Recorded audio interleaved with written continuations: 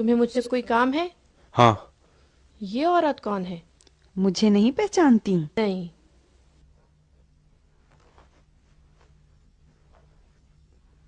مجھے ام یزید کہتے ہیں۔ ام یزید، جس کے بارے میں مشہور ہے کہ وہ معاویہ کا دربار چلاتی ہے؟ یہ ایسی بات ہے جو دشمن کہتے ہیں۔ امیر خود اپنے دربار پر حاکم ہیں، شک نہ کرو۔ اس گھر میں کیوں آئی ہو؟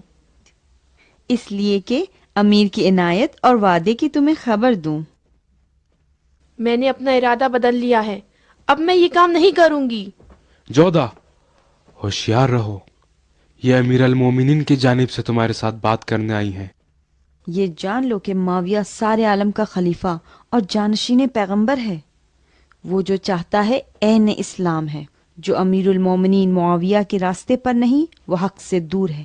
تم نے اس کی خواہش قبول کر کے خود کو شیطان سے دور اور خدا کے قریب کر دیا ہے۔ اپنے باغی اور سرکش نفس کو مہار کرو، ایسا نہ ہو کہ باطل افکار اور قلبی لگاؤ تمہیں خدا سے دور کر دیں۔ نہیں، میں نہیں کر سکتی۔ امیر المومنین کے فرمان کو نہ ٹھکراؤ۔ بیٹی، تمہاری بھلائی اسی میں ہے۔ یزید تمہارے وصال سے راضی ہے، اور امیر المومنین نے بھی اس وصال کا وعدہ کیا ہے اور حکم دیا ہے کہ سونا، چاندی، بہشتی باغ جو تم چاہو تمہارے نام لکھ دوں۔ وہ بادشاہ تمہاری طلب میں ہے کہ جس کے ہاتھ میں خدا نے دنیا کے تمام خزانوں کی چابی دے دی ہے۔ وہ خدا کہ جس نے تمہاری قسمت میں دنیا کے تمام عورتوں کی سرداری لکھ دی ہے۔ اس دن جب ابا محمد ابوالحسن کے جانشین تھے تو تم ان کے گھر گئی، اور آج جب یزید تخت خلافت کی جانب بڑھ رہا ہے تو تم ان کے گھر جاؤ گی۔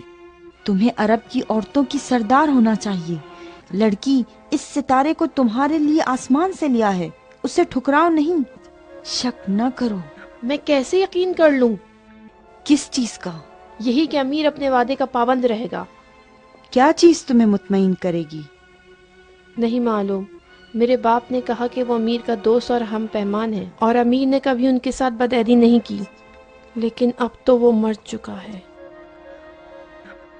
اگر امیر رسمی طور پر وعدہ تمہیں لکھ کر دے دیں تو تم قبول کرو گی؟ ابن عمر، ہاں، تحریری طور پر عہد نامہ لکھا جانا چاہیے۔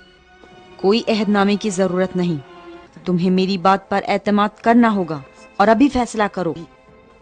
جب تک تحریری عہد نامہ نہیں ہوگا میں کوئی کام نہیں کروں گی۔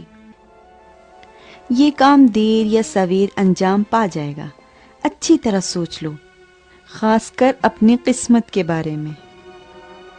پھر اس دن امیر المومنین کی رحمت اور ان کے لطف کی امید نہ رکھنا۔ لیکن اگر تم ابھی اس کام کے لیے راضی ہو جاؤ، میں تم سے وعدہ کرتی ہوں کہ تمہیں اپنے بیٹے یزید کی بیوی کے عنوان سے امیر کے دربار میں لے جاؤں گی اور اپنی حمایت میں رکھوں گی۔ اب تم جانو۔ تم بے فکر رہو، اس سے پہلے کہ تم کچھ بھی کرو میں ام یزید سے لکھا ہوا عہد نامہ لے لوں گا۔ تمہیں پریشان ہونے کی ضرورت نہیں۔